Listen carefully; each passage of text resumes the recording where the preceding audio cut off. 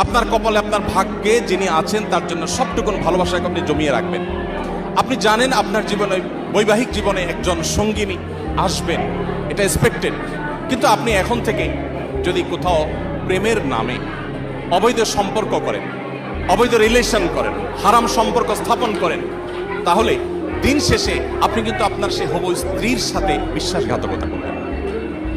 একজন নারী হিসেবে আপনি যদি কোনো ছেলের সাথে অবৈধ সম্পর্ক করেন জাস্ট সময় কাটানোর জন্য, জাস্ট টাইম পাস করার জন্য, তাহলে আপনি আপনার সে হবু স্বামীর সাথে বেঈমানি করলেন, আপনি তার সাথে বিশ্বাসঘাতকতা করলেন।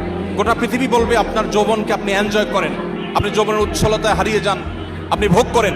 ইসলাম আপনাকে বলবে আপনি কন্ট্রোল করেন, আপনি নিজেকে নিয়ন্ত্রণ করেন, তারুণ্যে যেন কালিমা না লাগে। আমাদের মুখতার ভাই বিবাহ সম্পর্কে বলছিলেন, একজন মুসলিম তরুণ তার তারুণ্যে মনে চাইলো আর কোনো পাপাচারে লিপ্ত হয়ে গেলেন, আল্লাহর অবাধ্য হয়ে গেলেন, বিবাহ বহির্ভূত কোনো সম্পর্কে জড়িয়ে পড়লেন।